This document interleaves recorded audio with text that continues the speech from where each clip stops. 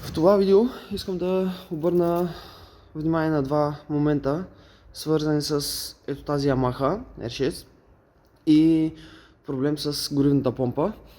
Наложи се да я сменим, тъй като установихме, че не работи както трябва. Първият момент, който искам да обърна внимание е как да тествате реално помпата, дали работи или не работи. Когато дадете на контакт и започнете да въртите, мотора не пали. След пускане на бутона, с който въртите стартера, трябва да чуете помпата, че подкачва още малко, че прекарва гориво още малко, секунда-две. Ако не се чува помпата след пускане на копчето за стартера, това е един признак, при който разбирате, че помпата не работи коректно. Нашия мотор без абсолютно никакви признаци просто спря да пали, върти, но не пали, има ток, стартер работи идеално и не пали. Следващото нещо, което е хубаво да направите, за да пробвате дали помпата работи коректно, е махате седалката, откачате тези две кори. Тук има един болт или щипка, не съм сигурен, защото нашия го няма. И кората се пъзва напред. Сваляте кората, сваляте от другата страна кората и се откриват два болта, тук и оттатък. Развивате ги и развивате ето този централен болт. Вдигате нагоре резервуара. Ако искате при по-нататъчния ремонт да махнете и тази кора, не се дърпа. Тук има два болта от долната страна. Не са щипки, така че да не щупите нещо. Вдигаме резервуара нагоре. Виждаме долната страна, където е самия кожух на горивната помпа. Тя е сложена в един пластмасов бял кожух, жълтеникъв. Вдигаме и виждаме долната страна. Има две букси с кабели. Едната е за даване на сигнал на горивната помпа, другия е за нивомера на горивото.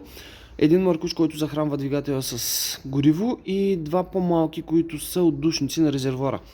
Откачаме основния маркуч за горивото и слагаме един прозрачен маркуч, на който другия край го слагаме в една туба, чиста туба. Даваме контакт. Чуваме помпата, че подкачва. Някой път е нужно един-два пъти да дадем контакт, защото някой път не подкачва от първия път. И наблюдаваме дали прикарва гориво самата помпа. Обикновено, когато чуете, че подкачва помпата, пуска гориво и започвате да въртите. След малко ще ви покажем един кадър, в който правим самия тест. В нашия случай, при първи старт, при първо въртене, помпата подкачва, спираме и наново бутваме бутона за стартера, помпата не подкачва.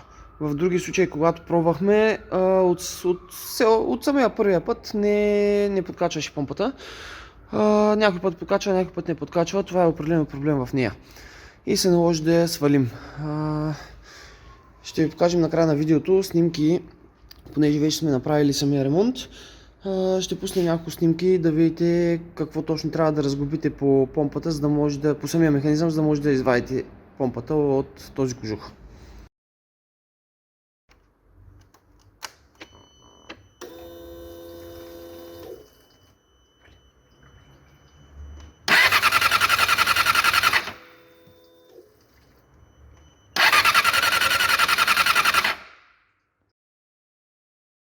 Мотора вече е сгубен. Поръчахме помпа от интернет. Сгубихме го и беше време да пробваме дали всичко работи както трябва.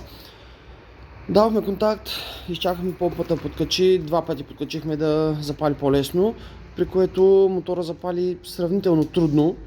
Отдавахме на това, че сме разхерметизирали вече горивната система, може да има въздух, хубаво е мотора като се запали да поработи. Оставихме го да работи, вдигна около 60 градуса. И при едно рязко подаване на газта, мотора дига обороти и при падане на оборотите мотора изгасна. И така запалихме го отново, малко трудно. Оставихме го да проработи още 10 на 15 минути, перката се включи, вдигна хубаво градуси.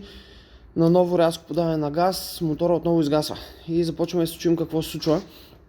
Мотора беше вдигнат на две стойки отпред и отзад. Запалихме за трети път мотора и просто седнахме на него. Изредихме всички скорости от 1 до 6 и обратно. И мотора се оправи. Не гасне, пали отраз с бутването. Затова това е втория момент, който исках да обърна внимание. Хубаво е, когато направите този ремонт, да разкарате малко мотора, да го разтикате. за да може самия мотор е наблъскан с много електроника, явно някой сензор иска някакъв синхрон или нещо, не сме си обяснали точно каква е причината, но е хубаво след правенето на този ремонт мотора се раздвижи, за да може да не създава този проблем. Реално, ако се случи на някой това нещо, не е за притеснение, не е някакъв проблем, а просто трябва да се раздвижи мотора преди да се подкара.